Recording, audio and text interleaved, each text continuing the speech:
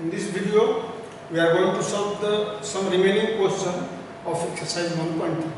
The question number 8 is here. Is consider f such that r plus 2 4 to infinity given by fx equal to x square plus 4. So that f is inversible with the inverse f inverse of f given by f inverse y equal to under root y minus 4. So first of all, if we want to show that f is the inversible, then we have to show given function is bijective. For bijective, first of all we are going to show the injectivity. For injectivity, fx1 जैसा कि हम जानते हैं equal to fx2, x1 square fx is defined here x square plus 4, x1 square plus 4 equal to x2 square plus 4. 4 cancel here, x1 square equal to x2 square.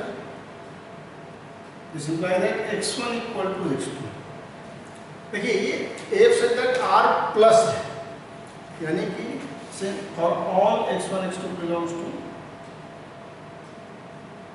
ये r plus real positive real number है, तो इसका हम square root भी करेंगे तो positive plus minus होगा, लेकिन minus we have to not consider. तो this implies that x1 equal to x2. क्यों? क्योंकि x1 x2 या फॉर ऑल x, ये अगर आर्बिट्रेरी हम x लेते हैं, ये भी लिख सकते हैं, ये defining for all x belongs to r plus यही होगा कि अगर x1 square equal to x2 square है या x1 square equal to x3 square है, तो इसका स्क्वायर रूट अगर हम लेंगे तो दोनों प्लस में आएगा, क्योंकि डोमेन क्या है r प्लस. अब इंजेक्टिविटी हो गया, सब्जेक्टिविटी भी है पीछे. तो सब्जेक्टिविटी में ये लिखते हैं let y be and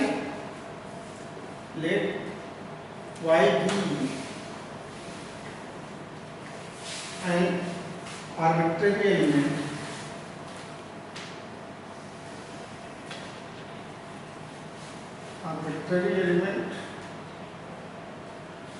of its codomain.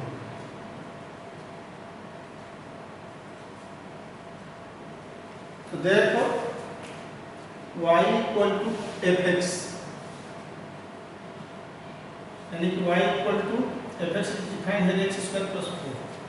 So therefore x equal to ये अंडर रूट y माइनस 4. देखिए x ये y माइनस 4 है,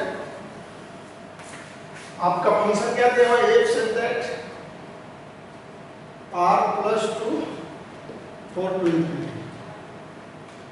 तो ये अंडर y माइनस 4 इसमें बिलोंग करेगा. इसमें तो सभी y माइनस 4 के सभी वैल्यू के लिए क्या होगा, आप लिख सकते हैं कि y माइनस 4 या for all elements of its codomain have the pre image in its domain r plus 1. ये आप अगर देख रहे हैं 4 इंफिनिटी, इसको समझना थोड़ा सा समझना है. r प्लस में अगर कोई भी एलिमेंट हम लेते हैं, 1 लेते हैं, 2 लेते हैं, तो ये 4 से अधिक है. मान लीजिए x का वैल्यू अगर हम r प्लस, यहाँ x क्या है r प्लस, और ये आपका कोडोमेन है. कोडोमेन दिया हुआ है 4 टू इंफिनिटी, ये 4 टू इंफिनिटी दिया हुआ है. तो इसमें कोई भी वैल्यू आप लेंगे x का 1 1 2 3 4 5, ये रियल है r प्लस रियल लाइन में. तो शुरू होगा आपका 4 से. r प्लस में हम लोग 0 भी ले सकते हैं, तो ये क्या होगा, 0 लेंगे तो 4 होगा. अगर यहाँ पर हम f0 लेते हैं तो 4, f1 लेते हैं सपोज तो 5. इसका मतलब है कि 4 टू इंफिनिटी y माइनस 4 जो आ रहा है आपका, ये y माइनस 4 होगा. तो ये प्रत्येक y माइनस 4 के लिए y माइनस 4 में x जो है यहाँ प्री इमेज रहेगा, ये जो भी एलिमेंट आएगा इसका प्री इमेज रहेगा. मान लीजिए कि ये 4 है, तो अंडर रूट आप 4 माइनस 4 लेंगे, ये 0 है, y माइनस 4, यानी कि y का वैल्यू 4 से शुरू होता है.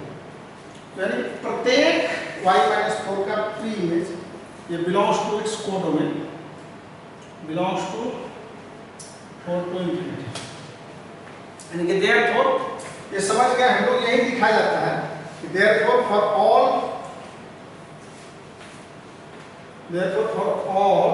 y belongs to its codomain,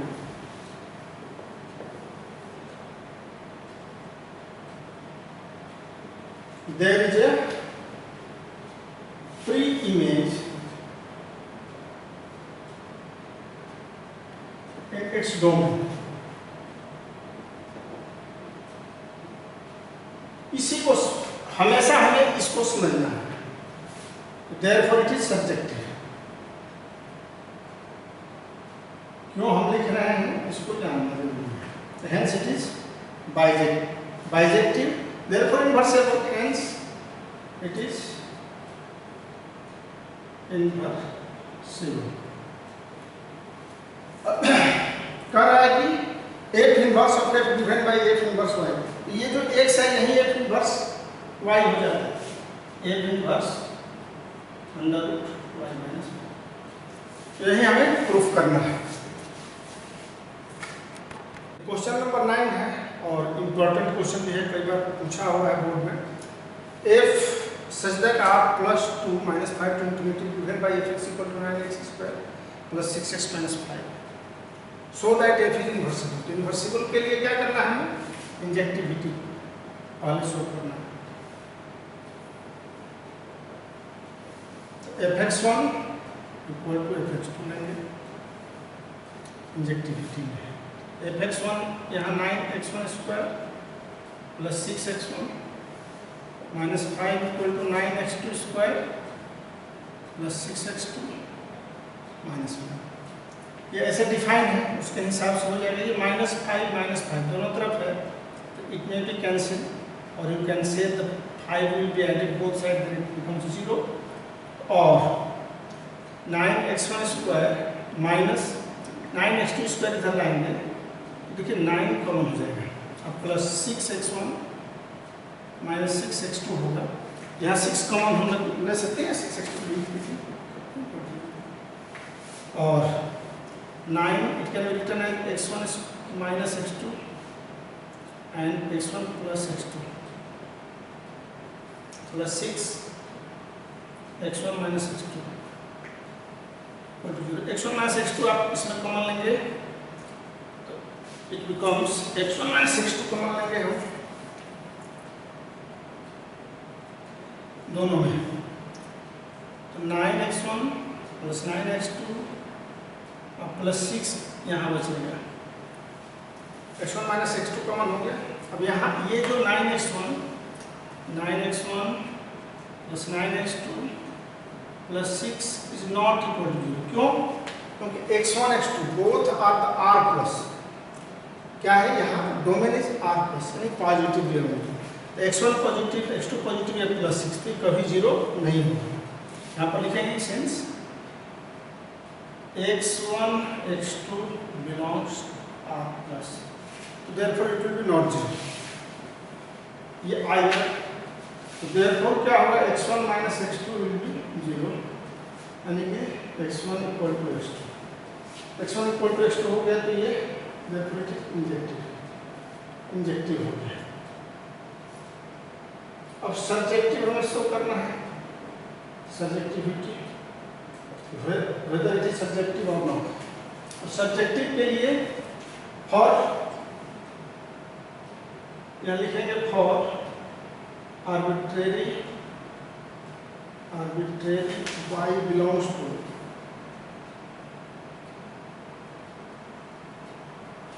its domain, या belongs to यहाँ पर कोडोमेन है -5 to infinity. ये रेंज रहता है यहाँ पर. Let 9x square plus 6x minus 5 equal to 0 at y. ये 9x को वी कैन राइट 3x का whole square plus 2 into 3x into 1 plus 1 और y ये +5 इधर +1 देखिए, इधर भी जोड़े इधर भी जोड़ दिए, -5 इधर आ गया तो y +5। इसको complete the square, square complete करने के लिए ऐसा किया गया, और 3x + 1 का whole square equal to y + 6 हो गया। 3x + 1 ये अंडर y + 6 हो गया, प्लस माइनस नहीं होगा, y + 6 बताएंगे। अब ये it can be x will be under root y + 6 - 1/3 हो जाएगा। देखिए ये 1 इधर है, -1 और 3x है, y + 6 - 1/3। अब यहाँ हम क्या देख रहे हैं, ये y क्या है, y जो है y हम लिए है -5 to ∞, तो ये y यहाँ पर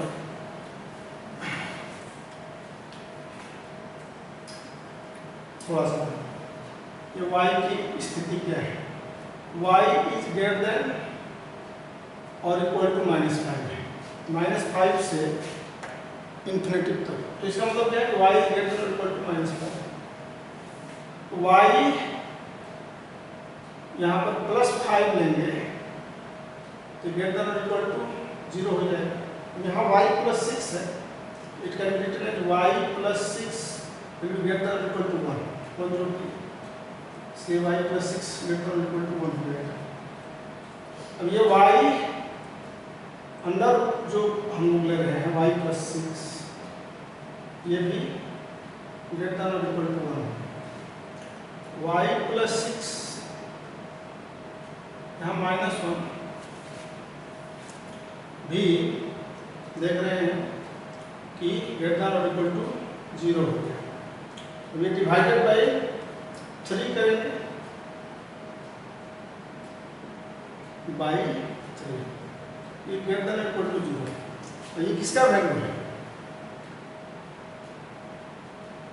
ये x का है, यानी कि x इज आपका greater than equal to 0, x is greater than equal to 0 यानी कि x belongs to r plus हो गया। तो ये x यानी कि ये जो बिलोंग्स है r प्लस हो गया, यानी कि इस प्रत्येक डोमेन का प्री इमेज r प्लस में होगा। यानी कि हम लिखेंगे hence for all y belongs to its codomain, या कोडोमेन है -5 to, for y belongs to से डायरेक्ट लिखिए -5 to ∞, there exists a belongs to r plus, या you can say for every element of -5 to ∞, या its codomain, it has the pre-image in its domain r plus। तो जब for every elements of codomain has the pre-image in its domain, then it will be surjective। तो लिखेंगे कि therefore it is surjective, surjective। तो हमें क्या show करना है कि f is invertible, तो हम f is therefore f is invertible। अब कह रहे हैं फॉर f इनवर्स y, यही f इनवर्स ऑफ y मिल जाता है। आप इसको ऐसे भी एक टेक्निक है, हम f इनवर्स f लेते हैं तो एक साथ है। देखिए इसको अब मैं मिटा दे रहा हूँ, ये इंजेक्टिव वाला यहाँ से थोड़ा सा आगे देख लेंगे कि अगर हमें इसमें f इनवर्स, बात यही है, यही चीज़ आता है। एक्चुअल में है क्या हो कि f of f inverse x, f of f inverse x। तो ये जो f of f inverse x define कैसे है, ये f of f inverse x he y है, नहीं ना, ये f of f inverse x क्या होता है, इसी को y लेते हैं। f इनवर्स x यहाँ, या f y आप कह सकते हैं, f of f inverse x यहाँ पर ऐसे देखिए F of F inverse x, ये एक्स हो जाएगा, F of F inverse x x होगा। तो F of F inverse x, यहाँ एफ इनवर्स एक्स डिफाइन कैसे है, 9x² + 6x - 5 से।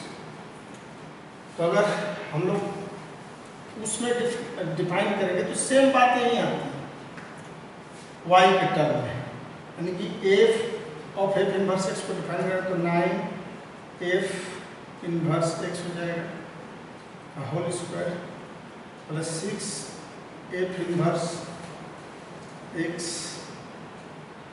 -5 = x, यही x। इसको हम लोग फिर जैसे उसको लिखे 3f इनवर्स x, y में बदले हम लोग 3f इनवर्स x अब +1 का होल स्क्वायर लिखेंगे तो ये x + 6 हो जाएगा, x + 6 हो जाएगा, -5 जाएगा यहाँ +1। सेम यही किया जा रहा है, x के जगह पर f इनवर्स x दिया गया, तो ये x + 6 हो जाएगा, यानी कि 3f इनवर्स x +1 आप लेंगे होल स्क्वायर, तो ये √x + 6 हो जाएगा, यानी कि 3f inverse x can be written as √x + 6 - 1। f inverse x ऐसे डिफाइन हो जाता है एक तरह से √x + 6 - 1/3, यानी कि f inverse y, therefore f inverse y अगर आपको लिखना हो इट विल बी x + 6 - 1/, ये y हो जाता है f इनवर्स x में। यही प्रूव करना था। Question number 10, let f such that x to y be an invertible function. ये दिया हुआ है कि इनवर्सेबल फंक्शन है, तो हमें ये शो करना है कि सो दैट f है यूनिक इनवर्स, यानी कि ये जो f है ये एक ही इनवर्स रखता है, दो इनवर्स नहीं रखता है। तो ऐसे क्वेश्चन में हम क्या करते हैं कि लेट अलग अलग g1 and g2 are two inverse of if possible let लिखते हैं, if possible late.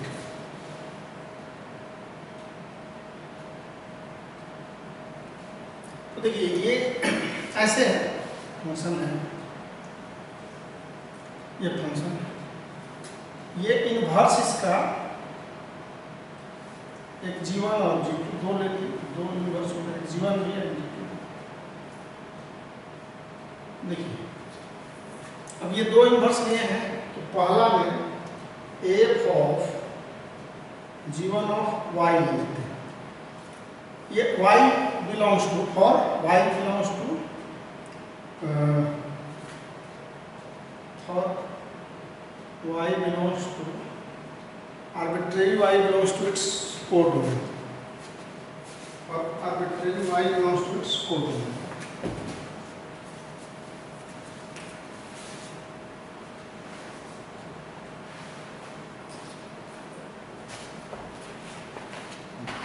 y belongs to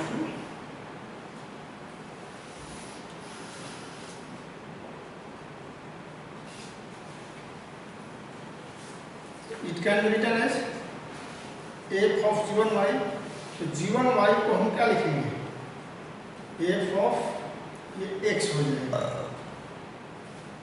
ये ऐसे करेंगे ना, ऐसे f of g1 y। तो ये जो g1 y ये मान लीजिए x है और ये y है, g1 y क्या देगा, x तक, ये f of x हो जाएगा, और फिर f of x क्या देगा, y देगा, यानी कि इसको आप i y लिख सकते हैं, मैंने फिर वही आना है। फिर f of g2y, f of g2y, अब g2y भी जब वही इनवर्स है तो f of g2y क्या हो जाएगा, x हो जाएगा, और एफ एक्स फिर वाई हो जाएगा। तभी तो होता है कि F of g1 y v i y, यानी कि therefore F of g1 y equal to F of g2 y। देखिए F of g1 y equal to F of g2 y equal to i, यानी कि therefore g1 and g2 are unique, यानी कि एक ही है। Therefore F has unique inverse, F has unique inverse. हम माने कि दो है g1 g2, फिर प्रूफ करते कि नहीं g1 और g2 दोनों से वही आ रहा है, y। तो इसका मतलब क्या है, सेम रिजल्ट आ रहा है g1 और g2 दोनों से, इसका मतलब g1 और g2 दोनों क्या एक। नेक्स्ट क्वेश्चन, ये बहुत ही आसान है। Consider if such that 1 2 3 to A B C given by f1 equal to a, यानी कि ये ही है। ये देखिए आसानी से समझ में आ जाएगा। 1 2 3 a b c, ये f है, 1 to a 2 to b, और यहाँ से क्या होता है इनवर्स हो जाएगा, f inverse 1 1 and onto function है। तो अगर आपको f1 क्या दिया हुआ है, a दिया हुआ है, हमें फाइंड करना है कि f इनवर्स निकालिए। तो f inverse a equal to क्या हो जाएगा, 1 हो जाएगा। f inverse a 1, f inverse b, अरे f inverse b 2, f inverse c 3, कुछ नहीं है। फिर करें so that f inverse of a equal to, आप f inverse of f inverse b, f inverse b, ठीक है। f इनवर्स का इनवर्स, f इनवर्स का इनवर्स, f इनवर्स का इनवर्स, f इनवर्स ये है। अब f इनवर्स का जब आप निकालिएगा फिर इनवर्स, तो ये फिर वही f हो जाएगा। ये f इनवर्स है, f का इनवर्स ये है, और फिर f इनवर्स करिएगा तो ये 1 to a हो जाएगा। यानी कि f इनवर्स का जब हम इनवर्स करने लगते हैं तो फिर वही बात से f1 का, यहाँ f1 क्या है, a है, a। अब यहाँ क्या करें, f इनवर्स आप तो करिए और फिर उसका इनवर्स करिए। f इनवर्स a जो है, f इनवर्स से क्या आ रहा है, 1 आ रहा है, 1 आ रहा है। अब 1 का फिर आपको इनवर्स करना है, तो 1 का ये क्या हो जाएगा, फिर a हो जाएगा। f इनवर्स का a ही हो जाता है। फिर f इनवर्स b का इनवर्स करेंगे, f इनवर्स b क्या हो जाएगा, 2, और फिर इसका इनवर्स करेंगे तो b ही हो जाता है। यानी कि f इनवर्स का इनवर्स करेंगे तो फिर c ही हो जाएगा। या आप ऐसे कर सकते हैं, एक ही बात है, f of f inverse, f inverse of f inverse a, f inverse से क्या हो गया, f इनवर्स a क्या हो जाता है, f of f inverse, same बात आ जाती है। f of f inverse, f inverse हो गया आपका 1, f1 क्या हो जाएगा, a हो जाएगा। तो यही है, f of f inverse a हो जाता है। लेकिन सेम बातें उलट करके आ जाती है। इसका इनवर्स फिर इसका इनवर्स करेंगे तो f हो जाता है। तो यही f इनवर्स a का इनवर्स a हो जाएगा। f इनवर्स a जो हम करेंगे 1, और फिर इसका इनवर्स करेंगे, f इनवर्स का इनवर्स करेंगे 1 का, फिर a हो जाएगा। यही चीज दिखाया गया है। और ये सेम बात है, f इनवर्स f ही है। a जो है ये क्या है आपका, f1 ही है, f1 है, f2 है और f3, यानी कि f इनवर्स का इनवर्स, जैसे आप कहेंगे कि f इनवर्स का इनवर्स f है। प्रूव होता है। क्वेश्चन नंबर 12 बहुत ही आसान है। ये भी कह रहा है कि एफ इनवर्स का जो होता है एफ इनवर्स इज ए, यानी कि अगर 2 बार हम इन्वर्स करें तो फिर वही सेम चीज आ जाता है। जैसे कि ये x टू y है,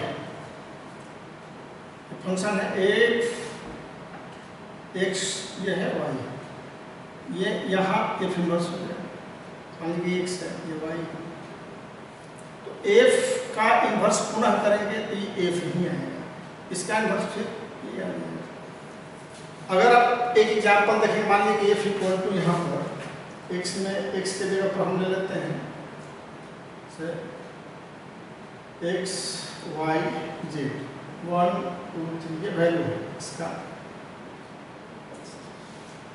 तो यहाँ f क्या है, x और 1 है, f x1 y2 and z3। अब इसका एफ इनवर्स हम लोग निकालेंगे। एफ इनवर्स क्या हो जाएगा भाई, एफ इनवर्स अगर डिफाइन होगा तो ये हो जाएगा 1x 2y और 3z। फिर इसका इनवर्स करेंगे, एफ इनवर्स का इनवर्स, तो फिर वही आ जाएगा x1 y2 एंड z। तो ये यही चीज दिखाना है, सिंस